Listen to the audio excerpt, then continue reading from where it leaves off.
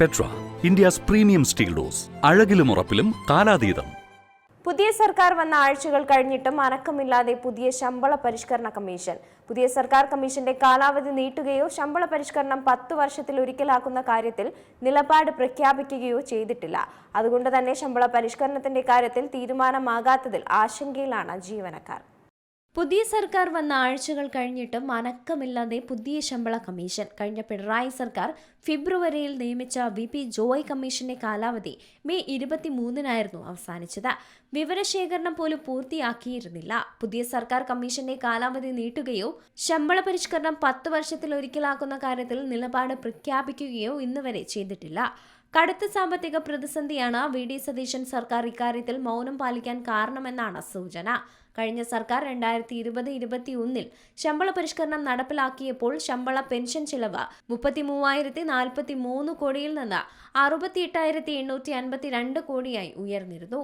കഴിഞ്ഞ സാമ്പത്തിക വർഷം ഇത് 75,319 കോടിയിലെത്തി. പുതിയ ശമ്പള പരിഷ്കരണം നടപ്പിലാക്കിയാൽ ചിലവ് 1 ലക്ഷം കോടിയായേക്കും. മുൻ സർക്കാരിന്റെ കാലത്തെ DA കുടിശ്ശിക മാത്രം 21,670 കോടി രൂപയുണ്ട്. സാമൂഹ്യക്ഷേമ പെൻഷൻ മുടങ്ങാതിരിക്കാൻ കടമെടുത്തതിന്റെ ബാധ്യത 17,500 കോടിയും. കൊടുക്കാനുള്ളത് കൊടുത്തു തീർത്തിട്ട് പുതിയ ശമ്പള പരിഷ്കരണത്തിലേക്ക് പോയാൽ മതിയെന്നാണ് സർക്കാർ നിലപാടെന്നറിയുന്നു. 5 വർഷത്തിലൊരിക്കലാണ് സംസ്ഥാനത്ത് ശമ്പള പരിഷ്കരണം നടത്തി വന്നത്. പിണറായി സർക്കാർ കഴിഞ്ഞ ഫെബ്രുവരിയിലാണ് പുതിയ കമ്മീഷനെ നിയോഗിച്ചത്. 3 മാസമായിരുന്നു കാലാവധി. കമ്മീഷൻ റിപ്പോർട്ട് നൽകിയാൽ സർക്കാരിന്റെ പ്രത്യേക സമിതി ശുപാർശകൾ പഠിച്ച് ആക്ഷൻ ടേക്കൺ റിപ്പോർട്ട് തയ്യാറാക്കണം. തുടർന്ന് സാമ്പത്തിക സ്ഥിതി കൂടി പരിഗണിച്ചാവും പുതിയ ശമ്പള പരിഷ്കരണം നടപ്പിലാക്കുന്നത്.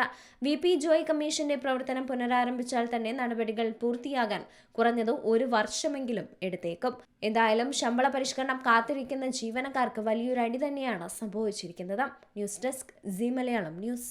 ഏറ്റവും പുതിയ വാർത്തകളും വിശേഷങ്ങളും വിരൽത്തുമ്പിലറിയാൻ സീ മലയാളം ന്യൂസ് എല്ലാ ഡിജിറ്റൽ പ്ലാറ്റ്ഫോമുകളിലും ലഭ്യം.